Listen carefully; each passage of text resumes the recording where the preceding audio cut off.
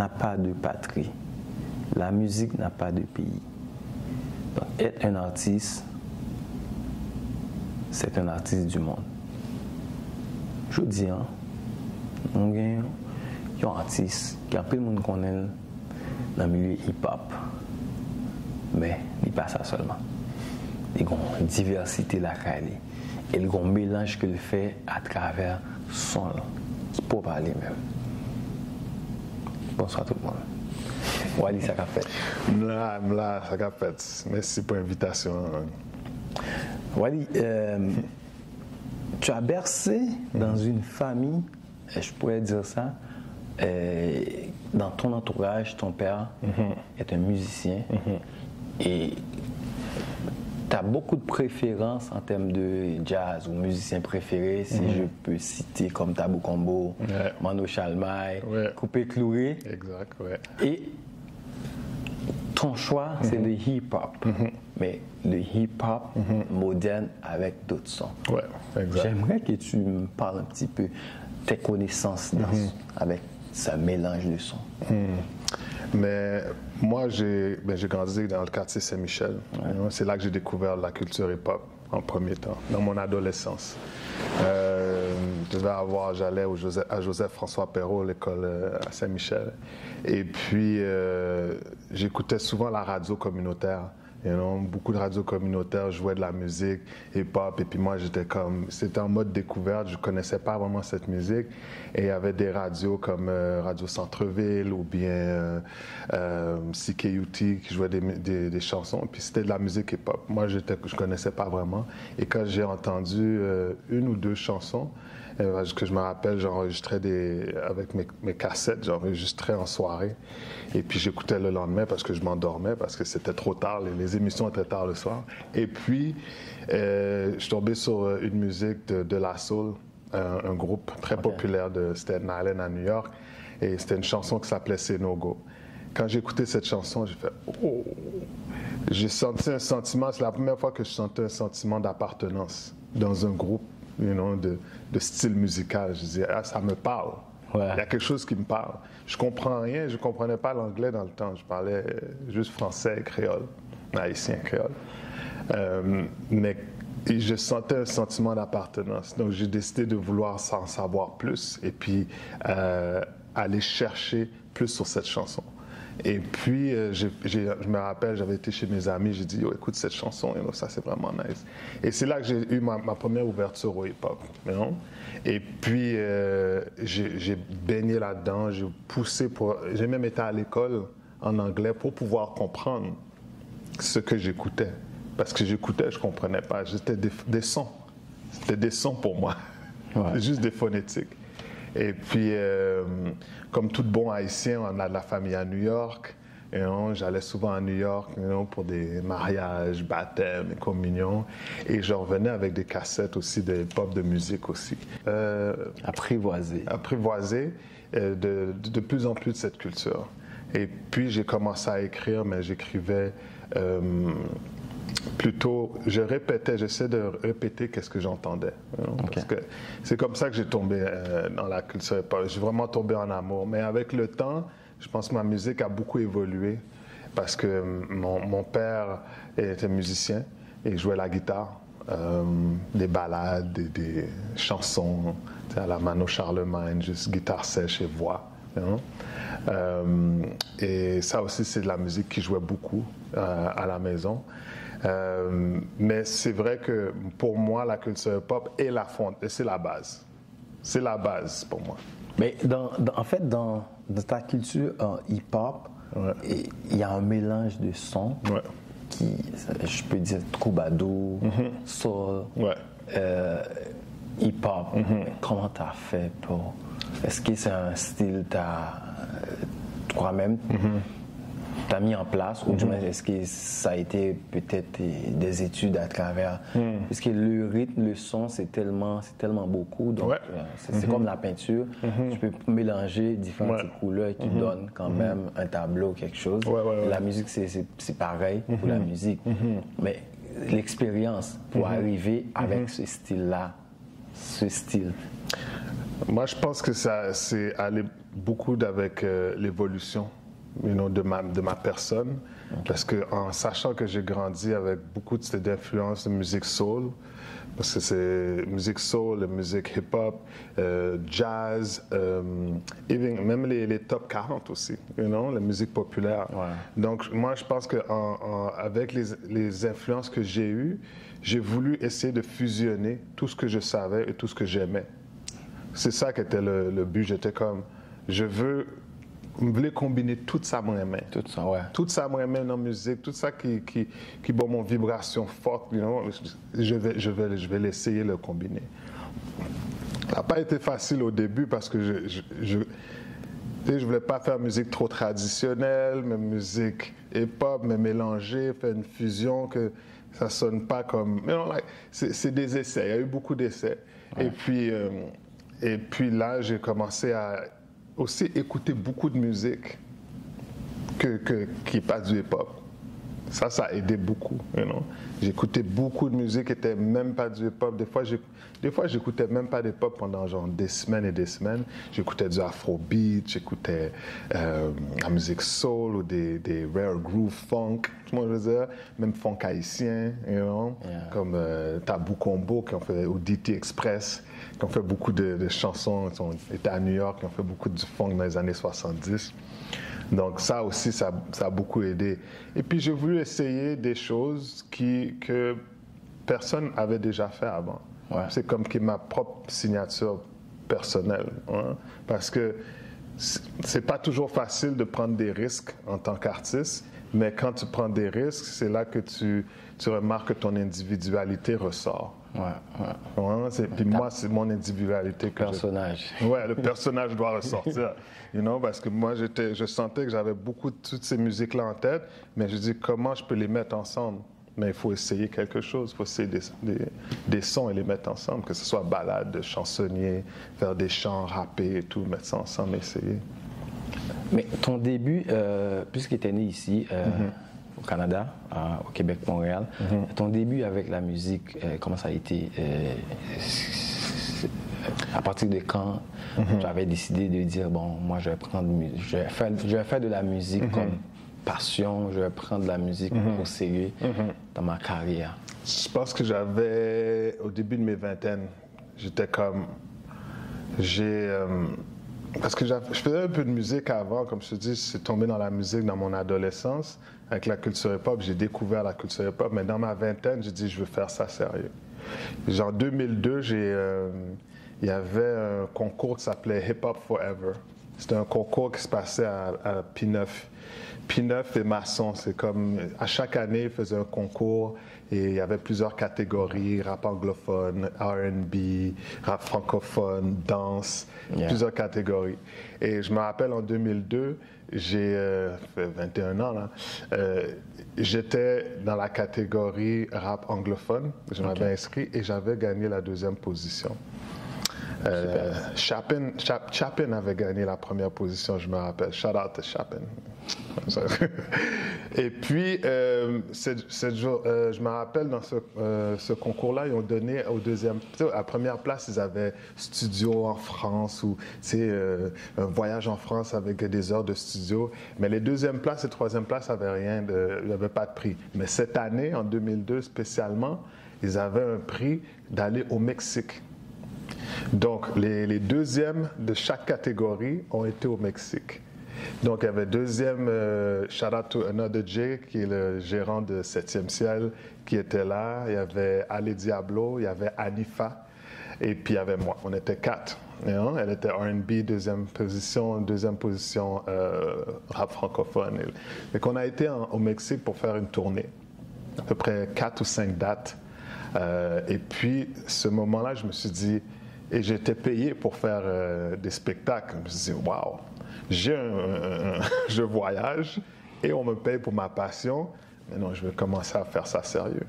Okay. Donc à partir de ce moment-là, j'ai dit, je veux faire ça sérieusement. Ouais. Et puis je dis, je sais que ça va prendre un temps, c'est une carrière, mais prendre le temps pour ça.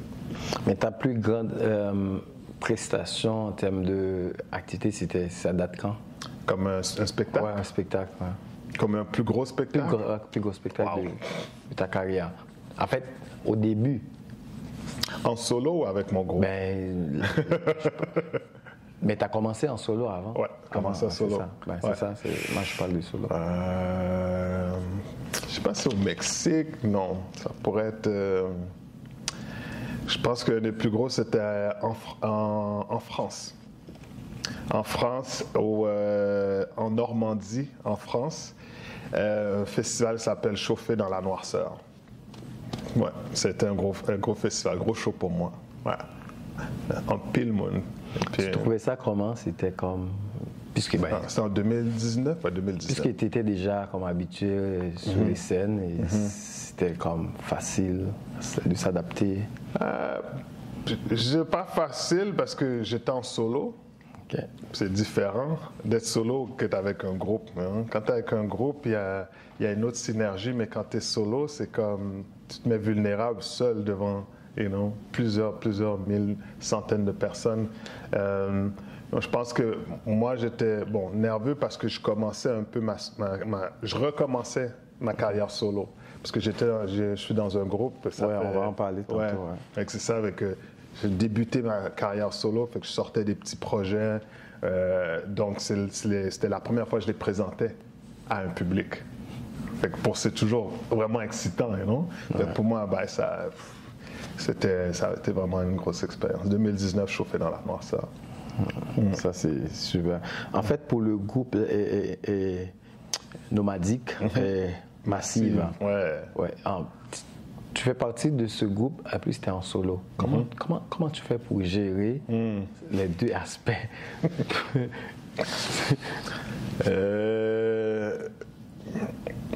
La passion prend le dessus. Ça, c'est un. La passion pour la musique, la passion pour créer, la passion pour essayer de faire quelque chose de nouveau qui va me satisfaire. Ouais. C'est ça qui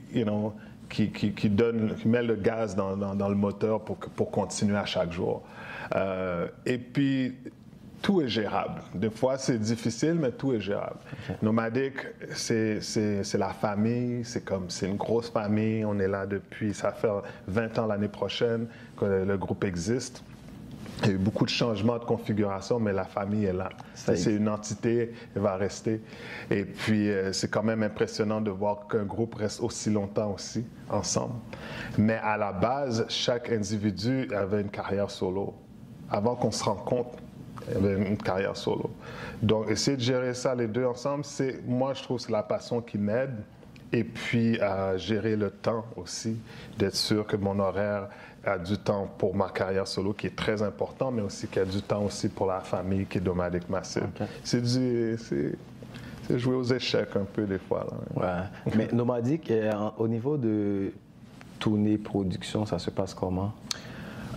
Comme tournée, production, nous, on travaille avec une boîte qui nous book des spectacles à l'international. Okay. Et au Québec, mais comme plus à l'international et aussi ici. Et puis les productions de spectacles, c'est nous qui les font. Okay. On produit nos spectacles, on monte nos spectacles, on crée nos propres chansons. Toutes nos chansons, c'est des originales. C'est rare qu'on fait des covers et tout, mais tout est original. Et puis on présente ces spectacles. Même les productions aussi, comme il y a 3 beatmakers, il y a Lou Piensa, shout out Lou Piensa, shout out Butter Beats, et puis moi. On est 3 personnes qui font des beats, qui proposent des chansons au groupe. Et puis le groupe, soit on les rejoue live et tout. On monte des idées. On me propose des idées, on dit écoute, qu'est-ce que j'ai créé avec la guitare ou le piano, est-ce qu'on peut le faire encore plus gros qui a été commencé. En fait, c'est la question que aussi j'allais te poser aussi. Tu joues la guitare, et s'il y a aussi d'autres instruments, comme tu viens de le dire, beatmaker, et s'il y a aussi d'autres instruments ou d'autres choses que tu fais? Non, moi je pense, guitare, beatmaking avec les logiciels. Moi, j'utilise Logic et puis piano. Mais piano, je ne suis pas un bon pianiste, mais je me débrouille. Là. Comme si j'ai des idées, je peux la jouer et puis demander à un virtuose raffiner ça. Ouais, de raffiner, de rendre ça magnifique. Ouais. À travers tes chansons, tu es très accroché avec du côté la culture haïtienne. En plus, non seulement tu es né ici, tu as grandi ici aussi, mais tu restes accroché avec la musique haïtienne. Et la majorité de tes chansons, il y a quand même de touches afro-descendants. Tu mets toujours en valeur cet aspect-là, la culture haïtienne. D'où vient cet accrochement-là, je pourrais dire cette passion pour la culture haïtienne? Est-ce que ça fait partie aussi de ton inspiration pour préparer ou écrire tes projets? Ou du moins, est-ce que c'est pour mettre en valeur la culture haïtienne que tu m'avais dit que tu aimes beaucoup? Ouais. C'est la dernière réponse, c'est beaucoup mettre en valeur la culture haïtienne de l'avant, mais de ma propre manière, de ma propre sauce. Ouais, c'est ça. Mais aussi, il y a une chose que moi j'avais remarqué, c'est que être né ici à Montréal, pour moi, quand je suis né ici à Montréal, grandi à Saint-Michel, on m'a toujours fait remarquer que malgré que j'étais né ici, j'étais noir. Tu comprends ce que je veux dire? Ouais. Et quand je dis ça, c'est genre juste pour me faire rappeler aussi que il y a beaucoup de choses qui m'ont poussé à vouloir approfondir mes racines et mon identité et dire, non, c'est vrai, je suis né ici, mais je suis né de parents d'origine haïtienne. Donc, oui, j'apprends le français et les autres langues, mais le créole haïtien, c'est pas quelque chose que je voyais dans le langage de tous les jours. Oui, j'avais beaucoup d'amis haïtiens à Saint-Michel et tout, mais on parlait le langage de rue, mélange créole, haïtien et tout, comme aujourd'hui. Mais c'est pas quelque chose que je pouvais l'exprimer à une plus grande audience, on veut dire. Et moi, je trouvais que ça faisait partie de mon identité et je devais l'assumer. Et puis, pas juste l'assumer, mais comme la refléter et l'exprimer. Donc, apprendre à lire, apprendre à écrire. Comme aujourd'hui, j'apprends encore à lire et à écrire parce que c'est toujours la créole haïtien. Et puis, l'apprendre et puis d'être fier, c'est comme ça fait partie de mon identité. Et j'ai grandi dans cette culture et je dois l'afficher. Et je veux l'afficher. Et je veux que, et c'est un héritage, c'est le parcours de mes parents que je dois aussi afficher. J'ai mon parcours, mais leur parcours aussi est aussi important à exprimer. T'sais. Et puis, je documente aussi ma vie et tout le parcours qui se fait. Puis, tu parles toujours de l'afro-descendant à travers des chansons. Et presque à travers tous tes textes de l'afro-descendant. Est-ce que c'est juste pour montrer vraiment que tu sais, nous, d'où on vient ou pas? Oui, mais je pense que on a toutes des descendances africaines. Et moi, avoir étudié mes racines et mes cultures, pas juste pour comprendre la culture haïtienne, mais aller plus loin. Ouais, c'est l'afro-descendance. C'est l'afro-descendance. Et puis, surtout en tant que... nous, en tant qu'Haïtiens, ou beaucoup de gens de la communauté noire, suivant la traite d'esclaves, on n'a pas été bien documentés. Documentés qu'on puisse retracer nos racines facilement plus loin que 2, 3, 4, 5 générations pour savoir exactement d'où on vient et savoir l'arbre généalogique, parce qu'on sait que la connaissance de soi nous aide à savoir qui on est au présent et savoir où est-ce qu'on veut aller. Et le savoir notre passé, c'est important. Et puis, à travers recherche et parler avec plusieurs personnes, j'ai dit ça, c'est une autre partie de mon identité qui doit être reflétée dans ma musique. Donc, les rythmes africains, des fois, qui sont utilisés, les rythmes de tambour, des fois, qui sont utilisés dans mes chansons, font partie de pas juste honorer, mais aussi de donner mes respects aussi aux ancêtres qui ont passé avant moi et de dire, oui, je fais ça avec toute humilité et merci pour ce cadeau. Et surtout quand une musique est créée, j'en ai des... Cet héritage. Ouais, cet héritage. Moi, j'en ai la chair de poule parce que je me dis, c'est comme...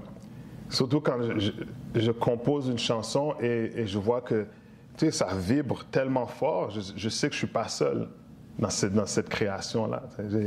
Il y a beaucoup, tu sais, la musique, oh, OK, il y a quelque chose qui se passe. On le sait, tu le sens, moi je le sens. Je suis comme, ah, et non, c'est un beau cadeau. Et puis, bon, de l'honorer, je pense que c'est important parce que je pense que c'est plus ma griffe et ma touche personnelle. Et je pense que c'est important que c'est la force aussi, ça me donne la force. Ouais. Et puis, ça honore l'héritage. À travers presque tous tes albums, et tu mets toujours en valeur Swap. Ouais, savon. Savon. Et là, on va aller vraiment en 2018, ton album Black Swap. Savon. Ouais. Donc, tu parles toujours de ça. C'était ton album solo. Ouais. Premier en 2018. Là, on va vraiment rester comme dans le titre. Peu importe le titre, ça exprime, ça résume vraiment toujours le projet. Donc, on va juste prendre Black Swap. Le titre, Black Soap. Bon, Black Soap. Bon, en premier lieu, Black Soap, c'était le premier album solo qui est sorti en 2018, comme tu viens de le dire. À premier lieu, moi, je fabrique des savons. Ça, c'était... J'ai une entreprise qui s'appelle Wiser Musk Soap, les savons Wiser Musk, et je fais des savons depuis plusieurs années. C'est une aventure que j'avais entreprise parce que je me suis dit, j'aimerais ça faire des choses avec les mains ou savoir qu'est-ce que je mets sur mon corps, sur ma peau et tout. Et puis, tout ce qui est naturel, j'ai toujours avoir une inclinaison là-dessus, tu vois, je veux dire. Et puis, ça m'a suivi avec le temps, mais là, j'ai dit, tu sais, ça fait longtemps que je fais du savon. Puis, je faisais du savon pour moi, pas pour mes amis, j'en donnais à gauche, à droite. Puis, je me suis dit un jour, pourquoi pas faire une petite entreprise, vendre ça dans des kiosques. Mais comment j'allais combiner ça avec la musique, c'est ça que je me suis dit. Comment, j'arrivais pas à mettre les deux ensemble. Et puis un jour, je dis, mais pourquoi pas mettre des titres de musique qui ont relié avec les savons et je peux combiner ces deux aventures ensemble et faire une fusion entre, et le savon, la trompeuse de savon et aussi les titres. Mais Black Soap, comme on sait, c'est un savon noir.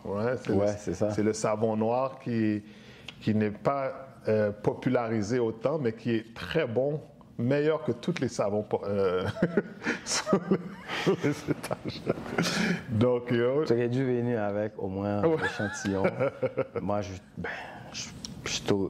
pourrais t'autoriser à présenter ce savon sur le plateau. Okay. La prochaine fois. Oui, c'est ça. En plus, parce que là, il a suivi aussi d'un EP en 2020, c'est Soap Opera. Ensuite, il y a d'autres projets en 2020, Soapbox. Soapbox 2022, c'est ça. Soap Opera et Soapbox, exact. C'est deux albums, je pense que deux albums d'EP. C'est deux albums. Et puis un EP. Mais il y a un EP qui s'en vient. On va en parler après tantôt. Lors du tournée et du festival Havana, et tu as produit un mini-film, un short film, si je peux dire ça. L'idée, c'était quoi? C'était pour montrer... quand tu pars en tournée, voilà comment ça se passe. Donc, on n'est pas juste arrivé pour aller jouer, mais il y a quand même... On essaie de créer un environnement pour montrer, en tant qu'artiste, voilà ce qu'on fait comme travail en dehors du scène. Est-ce que l'idée, c'était ça? C'était ça. En partie, c'était ça. Pas entièrement, mais en partie, c'est beaucoup ça. C'est donner une documentation de comment les choses se passent. Mais l'idée initiale, c'était de rencontrer, de faire ça comme un behind the scenes. Et puis de rencontrer Grupo Vocal Descendant. Ça, c'est un groupe cubain, haïtien, qui sont nés en Haïti, sont nés à Cuba de plusieurs générations, qu'ils ont quitté Haïti dans les années, je pense même début 1900, même avant, et puis qui sont établis là depuis plusieurs générations, qu'ils habitent à Camagüey ou bien à Santiago de Cuba. Et puis c'est un groupe cubain, haïtien, qui chante des musiques traditionnelles d'Haïti. Ils ne parlent pas créole, mais ils chantent des chansons en créole. Toutes les musiques traditionnelles, beaucoup de musiques traditionnelles.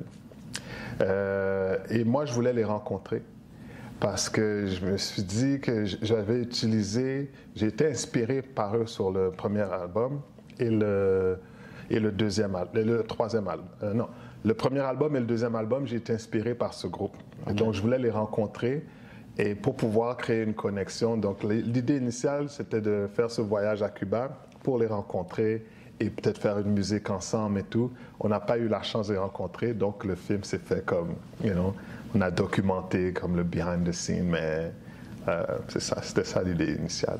Mais c'est vraiment intéressant. Moi, j'écoutais la vidéo, c'est vraiment intéressant comme projet. Ouais. Là, on va juste retourner sur le projet Soapbox. Ouais. En fait, l'idée, c'était pour mettre en valeur aussi tes racines, et puis aussi tes racines, non seulement en tant que racines haïtiennes, mais aussi l'afro-descendant. Pourquoi tu avais choisi un projet, un album avec un sujet direct ou spécifique? Comme l'album Soapbox, là? Ouais, Soapbox. Ouais.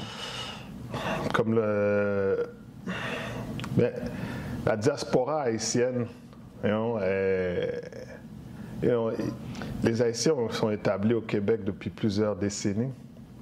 On parle des années 60, il y avait une petite 60, 70, 80, et moi je fais partie du deuxième né de la deuxième génération, vague qui est venue au Québec.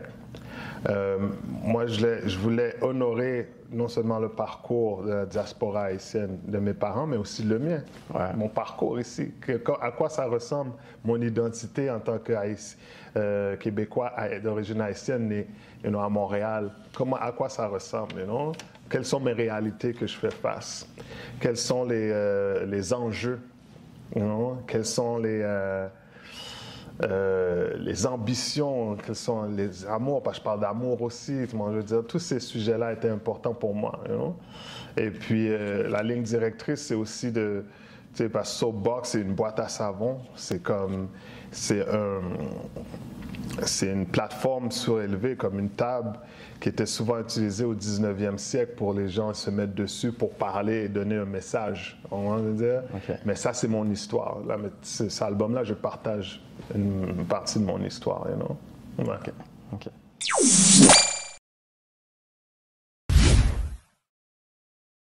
On reste toujours dans le projet Soapbox et tu parles de ta collaboration avec Clarel. Avec qui? Avec Clarel. Ah ouais, Clarel, oui. Clarel, shout out to Clarel. Clarel, c'est un gros artiste, origine du Cameroun et établi à Montréal. C'est un artiste que j'ai collaboré avec lui durant la pandémie. J'aime pas ça dire la pandémie, durant la pause humanitaire, pause mondiale globale. Bon, oui, on s'est échangé des fichiers. J'ai toujours voulu collaborer avec lui. Je pense que c'est un artiste à découvrir. Okay. Et je voulais faire une chanson avec lui. On s'est échangé des fichiers. J'ai envoyé le morceau. Il m'a renvoyé ses voix. Et puis ça s'est fait. On n'était pas dans le même endroit, dans un studio ensemble à cause des conditions que nous faisions face à ce moment. Puis, et c'est ça. Et puis, on a fait cette chanson qui s'appelle Soapbox, qui est le titre de l'album, dont aussi avec Clarel. Ouais. C'est un très bel projet. Moi, j'écoute pas mal de tes projets. C'est vraiment intéressant. J'apprécie. Et là, je vais vraiment parler de... tu avais choisi au moins 2-3 chansons de tes projets qui sont très intéressants. Marchand. Wow, quel son! Ouais. Moi, tu vois, tout à l'heure, comme je parlais auparavant à propos de Grupo Vocal Descendant, ça, c'est une inspiration justement des Cubains haïtiens. C'est eux qui m'ont inspiré. Et originellement, cette chanson traditionnelle, originale, c'est le travail des fermiers ou des fermiers haïtiens qui prenaient leurs vaches pour aller les vendre, marchaient des kilomètres.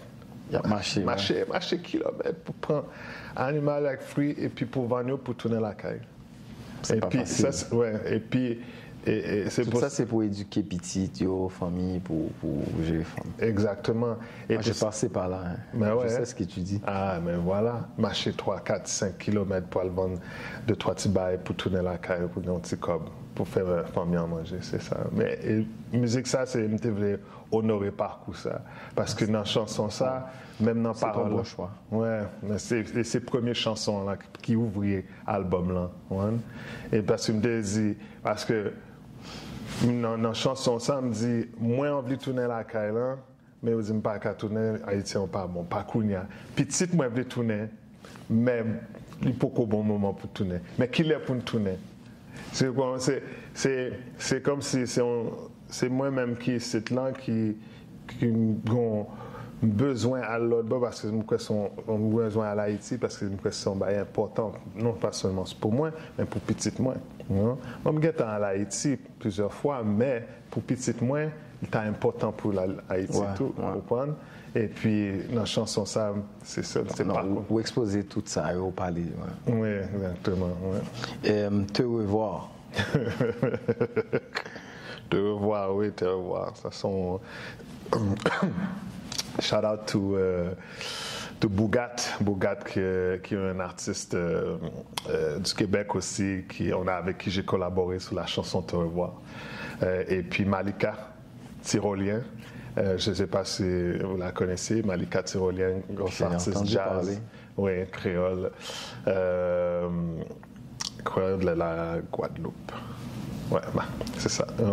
Donc, artiste à découvrir, mais Te revoir, c'est une pièce grosse pièce, gros morceau. Gros morceau. T'as tout dit, c'est un gros morceau. Gros morceau. Mais c'est pour ça que je posais la question, j'aimerais avoir un petit détail, surtout pour nos écouteurs, nos auditeurs qui nous écoutent, et surtout, parce que j'ai des musiques ça, tellement ils ont des messages forts à dégager là-dedans.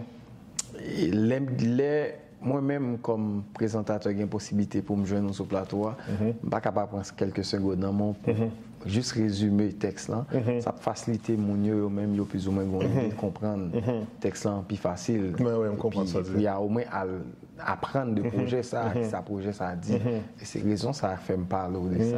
Je ou bon, parler, te revoir. Moi-même, oui, me comprendre le texte, me tendre plusieurs fois pour me comprendre. Mais partager, c'est encore mieux.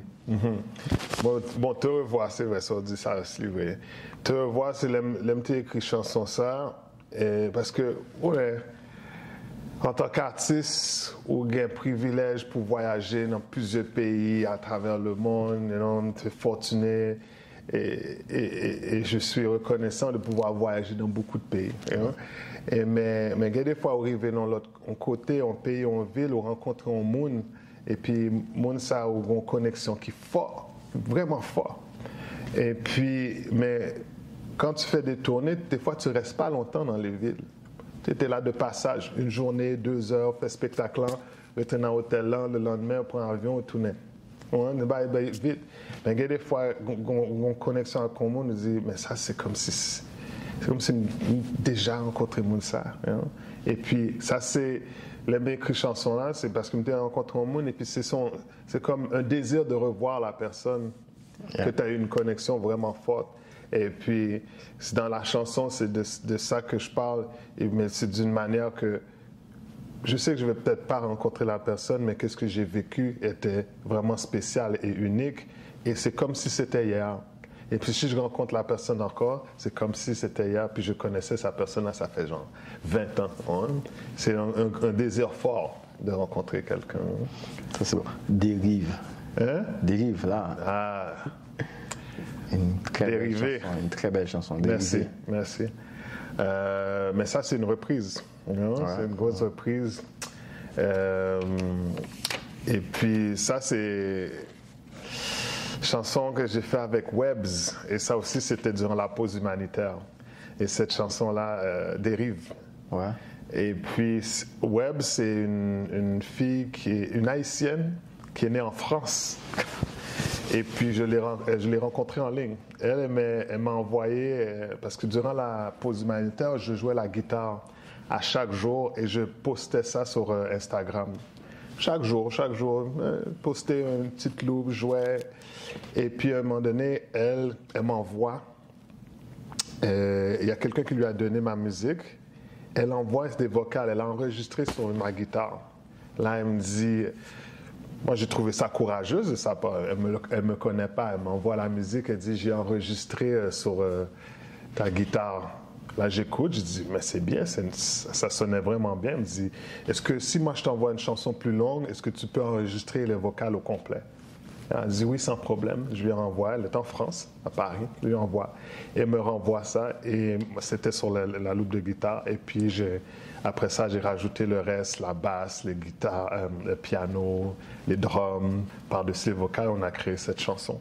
Et c'est la première fois que je l'ai rencontrée cette année en France. Je ne l'avais jamais rencontrée depuis 2020, depuis 2021 qu'on a fait la chanson. Et je l'ai rencontrée. Ouais. Dérive, c'est ça. Ouais, c'est vraiment intéressant. Moi, je vous encourage à aller écouter cette chanson. Tu vas vraiment aimer. C'est vraiment intéressant comme projet. En fait, ta prestation au festival Haïti en folie cette année, ce qui m'intéressait le plus, c'est que tu avais présenté un style trouba compas. Tandis que tu es un artiste comme plus afro, hip-hop, et pourtant, au festival, c'était complètement différent. Ben, je dirais qu'il y a beaucoup de personnes qui attendaient à ton vrai style. Pourtant, tu as présenté autre chose. Mais, Wally, comment tu as fait pour travailler sur tous ces aspects-là en même temps? Parce que c'était vraiment ta prestation. Moi, j'ai ça dans mon truc. Trouba compas avec tes musiciens. Ouais, Michael. J'aimerais que tu parles de cette expérience-là, et comment tu as fait pour préparer ça, ce style-là. Big shout-out à Michael. Lui, c'était le directeur artistique de ce projet et tout. Et puis l'idée aussi de combiner Selfie aussi qui m'avait contacté et de mettre avec Naïma. Naïma qui était présente aussi à Haïti en folie. On a partagé la scène ensemble. Et puis, je crois que l'idée, c'était de faire nos chansons, ou faire des chansons, mais de style troubadour, compas. Oui, les chants du R&B, moi, je dis pop, rap, afro-rap et tout, mais essayer d'y aller encore plus en profondeur côté troubadour, les rythmes, you know? Vraiment comme à troubadour. C'était, moi j'ai trouvé que c'était une des plus belles expériences que j'ai, comme je suis sorti de ma zone de confort, complètement. You know? Je me suis dit, c'était vrai. Ouais, comme je suis sorti complètement, je dis, ok, je n'ai pas posé trop de questions, je dis, on essaye. On voit où est-ce que ça va porter. Moi, j'ai bien aimé l'expérience et puis ça s'est bien passé. Mais c'était vraiment intéressant, c'était vraiment bon. C'est pour ça que je te demande d'en parler un peu. Ouais. Et puis je pense que en tant qu'artiste, c'est bon en tout cas pour moi, je trouve que c'est bon de sortir de ma zone de confort. Surtout quand moi, j'aimerais ça prendre des risques et puis faire des choses nouvelles qui me donnent une autre facette de moi, qui fait que je ne vais pas être fatigué de mon art et que ma passion continue à grandir. Continuer à découvrir des nouveaux sons, découvrir des nouvelles manières d'exprimer mon art. Et puis le troubadour, c'était magnifique en plus.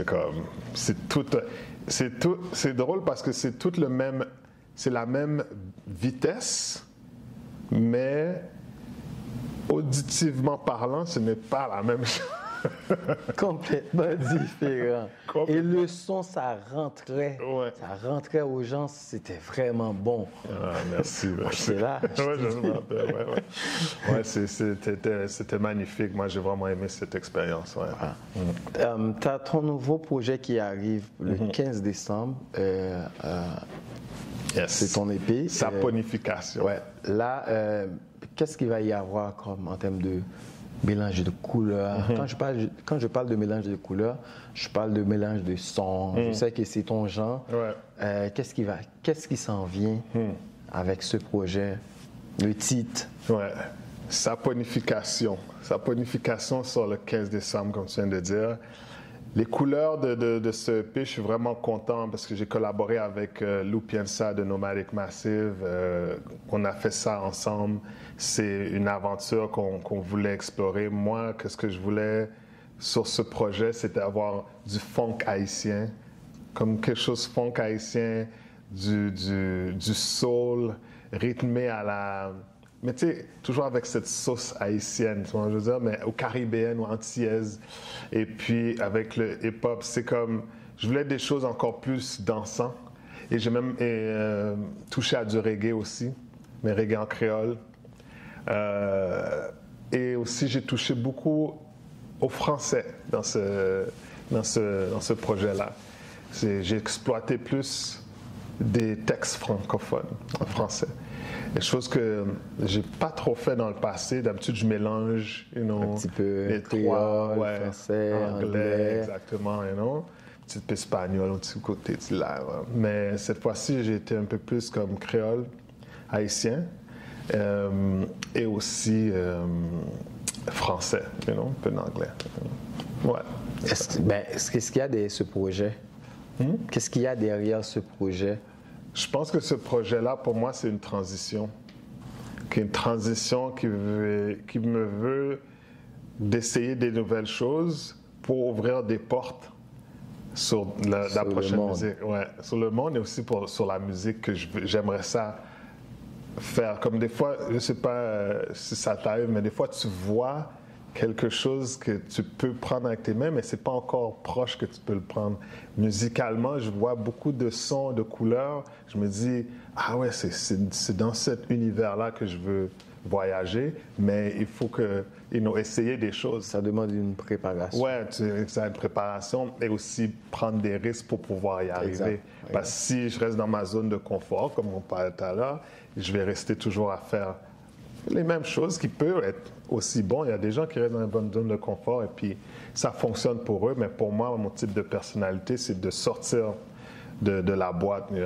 Et puis oui, avec la différence et ma griffe personnelle, ma signature, c'est ça qui est important pour moi parce que je veux me sentir bien à la fin de la journée. D'être toi-même. Ouais, exactement.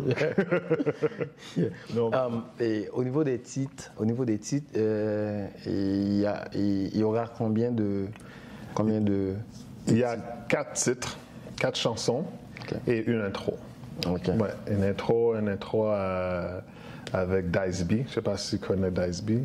Shout out Dice B, radio Centre-Ville, Nuit Blanche.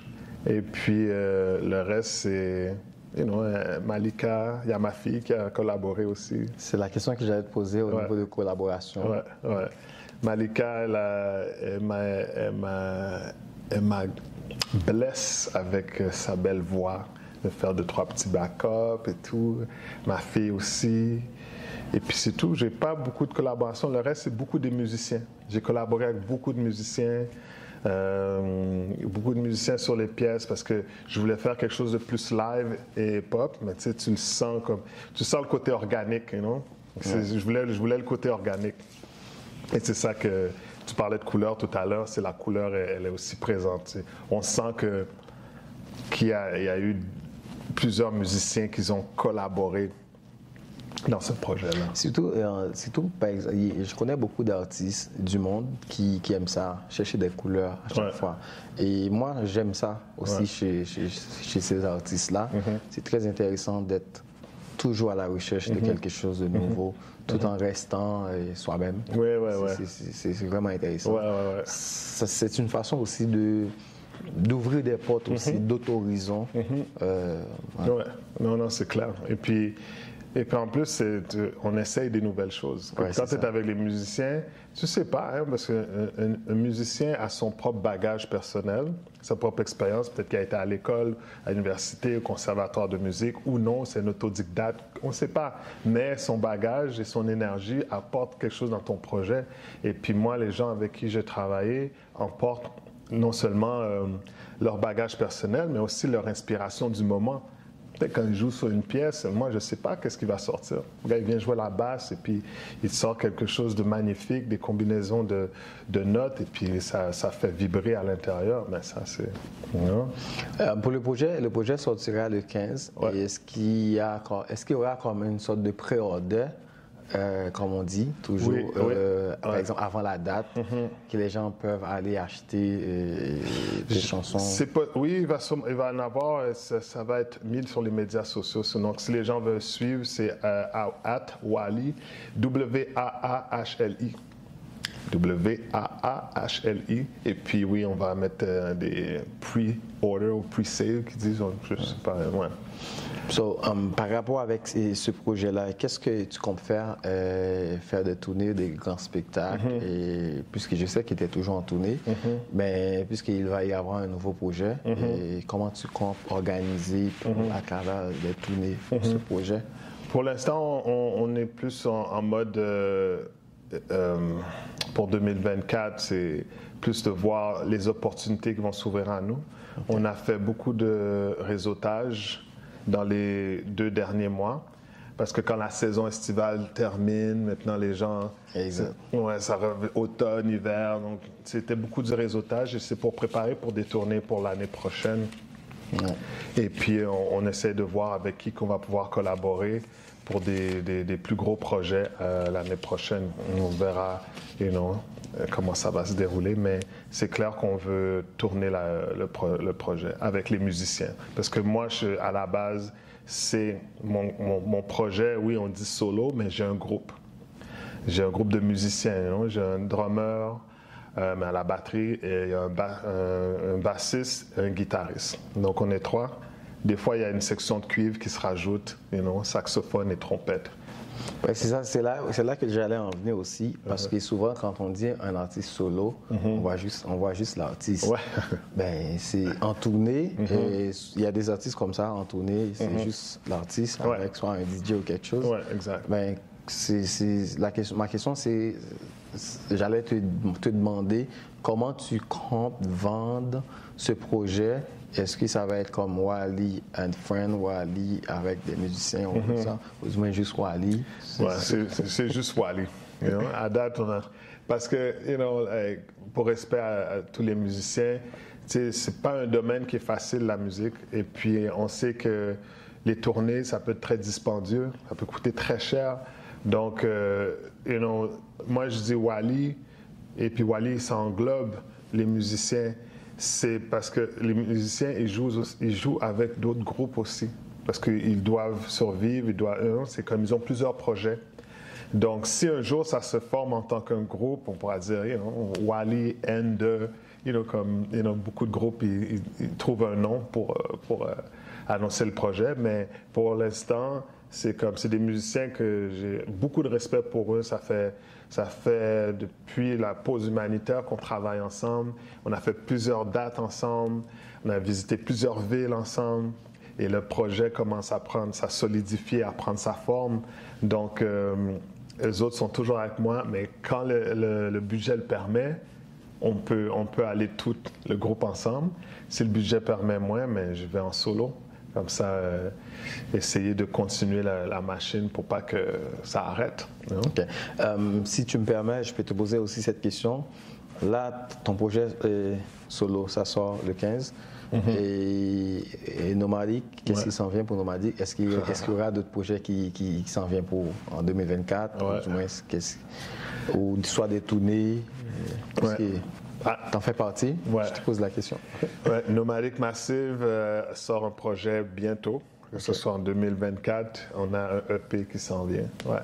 Il y a un EP qui a été entièrement enregistré au Paraguay, qui est en Amérique latine, et puis vraiment hâte que ça sort, parce que ça fait longtemps qu'on n'a pas sorti un projet en tant que groupe. Donc c'est ça, ouais. Super. Bientôt. Tu étais parmi les sélectionnés pour la disque cette année. L'année prochaine, qu'est-ce qui s'en vient? Tu comptes aussi, ouais. Je sais pas, on verra. Surtout avec ton nouveau projet. On verra. On va voir si le projet est mis de l'avant pour être nommé dans une catégorie, mais déjà être nommé dans la catégorie autre langue et multilingue de cette année au Gala la Disque, je pense que c'était une belle reconnaissance. Sinon, après, surtout que ça fait longtemps que je fais ça, et puis bon, de voir qu'il y a des gens qui ont écouté, qui ont aimé, qui trouvent que ça mérite d'être parmi d'autres artistes aussi qui le méritent aussi. Tu ne penses pas que le choix que tu as fait sur ce projet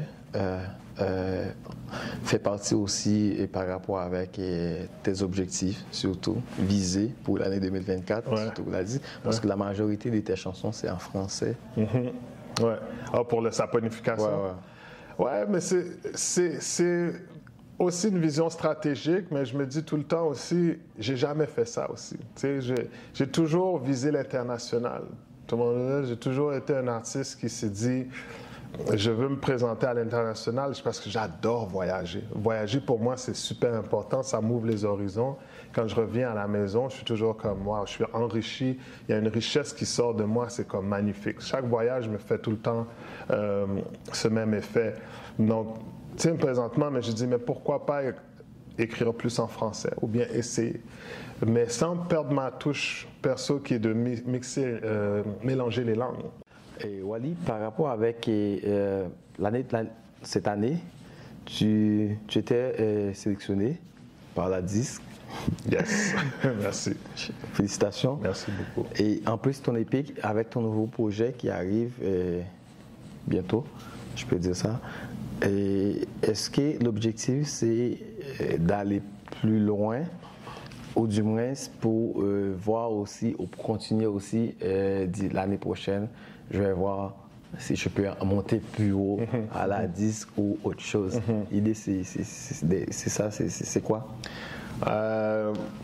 L'idée, en premier lieu, bon, d'exploiter le français, mais en premier lieu, d'être nommé dans une catégorie à la 10, je pense que c'est quelque chose c'est une belle reconnaissance. Comme ça fait plusieurs années que je fais ça, donc c'est bon d'être reconnu par mes pairs, que la musique que je fais a cette valeur de reconnaissance.